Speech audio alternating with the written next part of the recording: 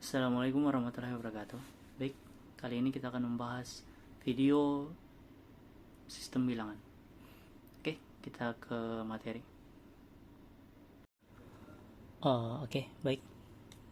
Pada bahasan kali ini kita akan memulai dari pembahasan pada sistem bilangan. Sistem bilangan. Oke, di sistem bilangan ini kita akan membahas pada bilangan yang umum, yang paling umum. Ada namanya bilangan kompleks.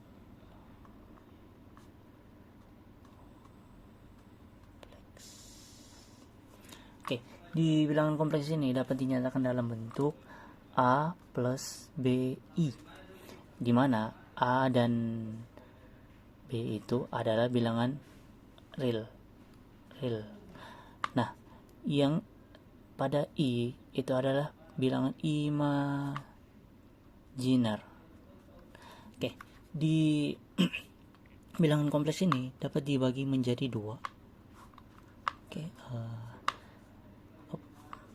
dibagi menjadi dua. Di bilangan kompleks dapat menjadi dua, yaitu bilangan real dan imajiner. Yang ini. Di bagian bilangan kompleks ini dapat disimbolkan C, dan bilangan real dapat disimbolkan R. Kemudian imajiner disimbolkan I kecil. Untuk bilangan real adalah bilangan-bilangan pada umumnya, yaitu minus 1,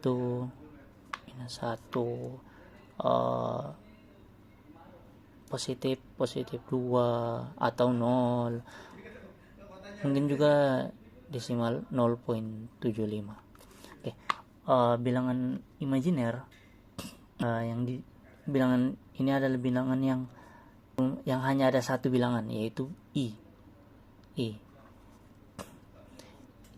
Bilangan ini didefinisikan besarnya akar minus 1. Nah, bilangan real dapat dikelompokkan menjadi dua.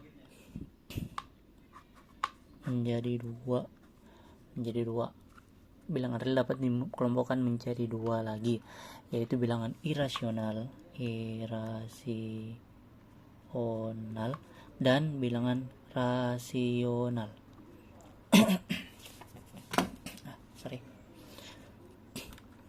Bilangan rasional bilangan irasional disimbolkan dengan I besar. Imajiner tadi kecil, kemudian irasional itu I besar. Untuk rasional dapat disimbolkan menjadi Q atau koesian. Bilangan irasional adalah bilangan yang tidak dapat dinyatakan dalam A per B. Ini tidak dapat dinyatakan dalam bilangan A per B.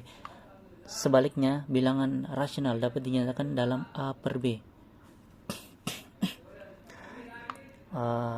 Contoh bilangan rasional di mana A per B itu adalah bilangan bulat yang EPB-nya 1. Contohnya setengah. Kemudian setengah itu 1/2, ya kan? Kemudian 3 itu dapat dituliskan menjadi 3/1. Kemudian bilangan irasional yang tidak dapat dinyatakan dalam bentuk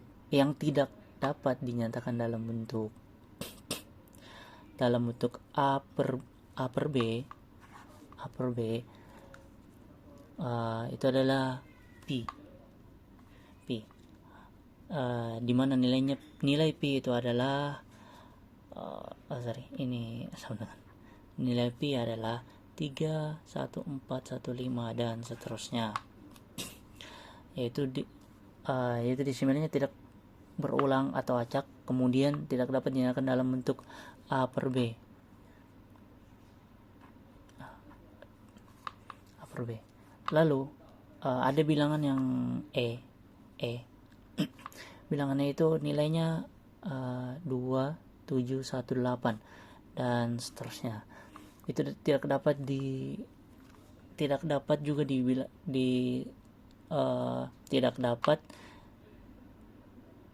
tidak dapat disimbolkan ke A per B.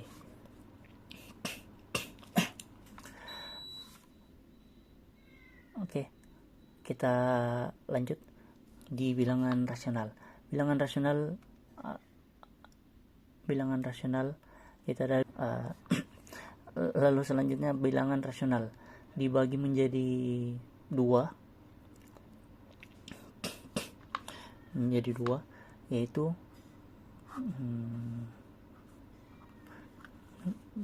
bilangan rasional dapat dibagi menjadi dua, yaitu pecahan dan bilangan bulat. Selanjutnya pecahan dapat dikelompokkan menjadi dua lagi. Mungkin agak kegeser sedikit.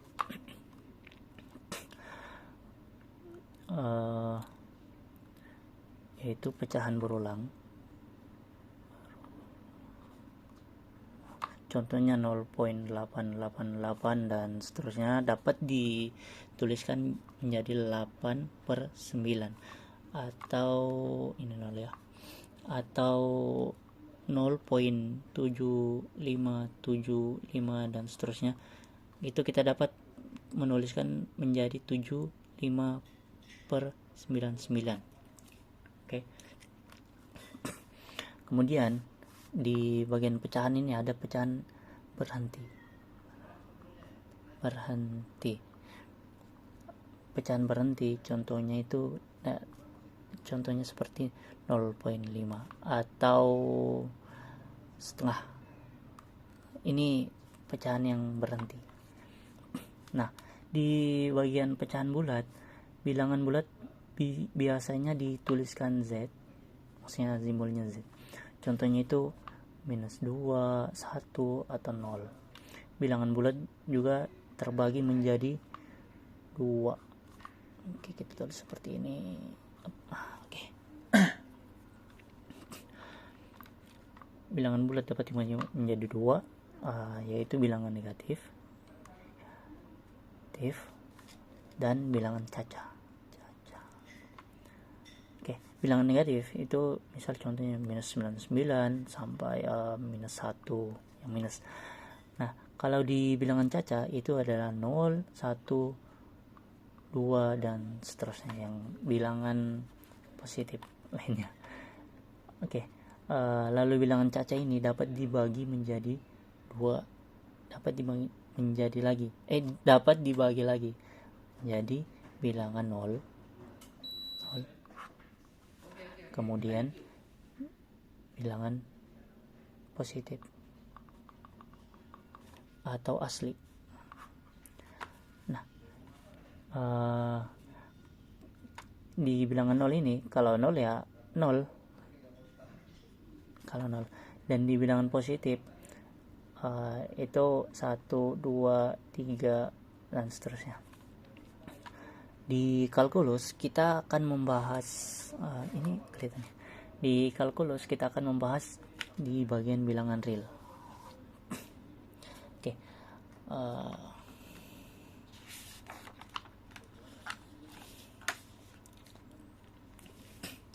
Kemudian kita akan mengenal urutan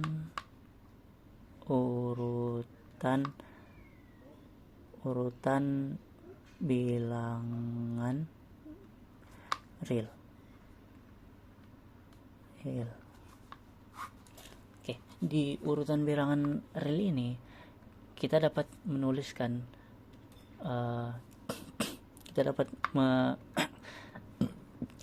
kita dapat tuliskan dalam bentuk garis. Dalam bentuk garis ini di tengah ini adalah 0 dan sebelah kiri ini negatif, sebelah kanan positif. Nah, dari gambaran ini kita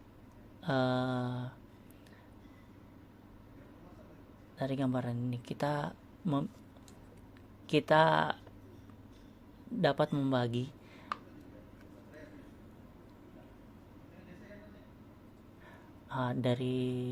dari membagi ini. Nah, dari membagi ini kita dapat memiliki empat sifat.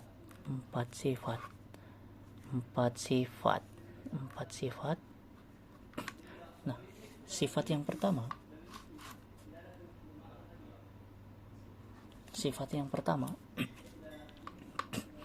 itu adalah trikotomi. Misalnya X, Y itu adalah suatu bilangan real.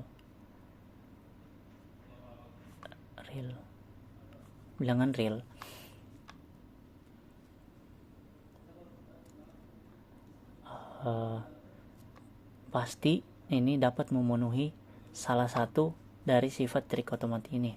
Misal X lebih kecil dari Y, atau X lebih besar dari Y, atau mungkin X sama dengan Y. Ini dapat memenuhi tiga ini.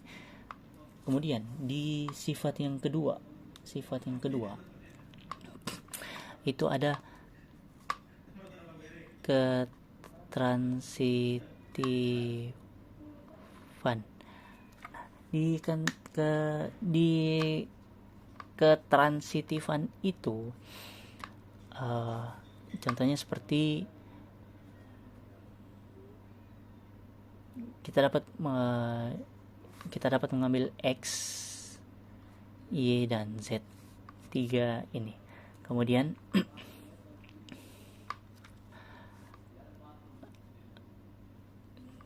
jika X lebih kecil dari Y lebih kecil dari Z, maka X pastinya itu lebih kecil dari Z. Kita dapat menggambar seperti garis ini. Di sebelah kiri ini itu adalah X, dan di sebelah kanan X itu ada Y, karena X lebih kecil dari Y.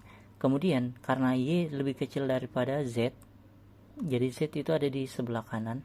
Nah, otomatis X ini lebih kecil dari Z. Oke.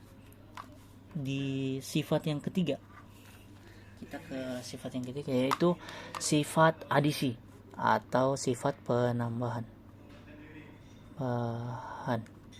Nah, di sifat penambahan ini, misalkan X lebih kecil dari Y, maka kita bisa melihat bahwa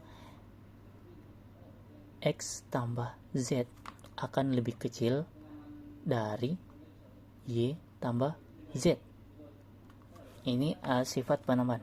Oh ya, di sifat penambahan ini sama saja sifat di sifat adisi ini, penambahan sama dengan sifat pengurangan.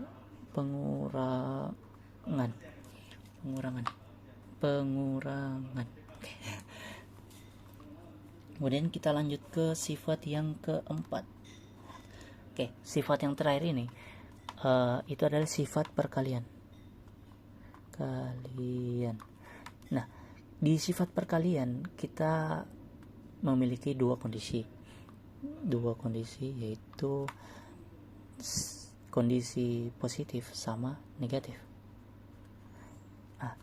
Kalau misal andaikan X lebih kecil di sifat positif ya, X lebih kecil dari Y, ketika di sifat positif ketika Z-nya itu positif, maka X kali Z itu hasilnya tetap X lebih kecil dari Y kali Z.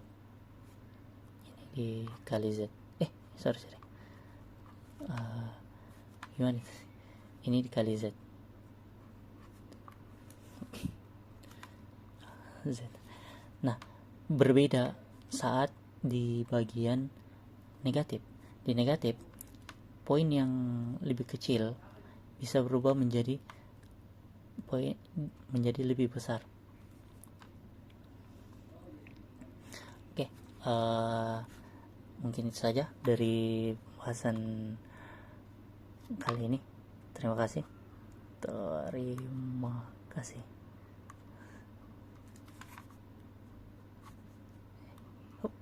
Oke, terima kasih. Assalamualaikum warahmatullahi wabarakatuh.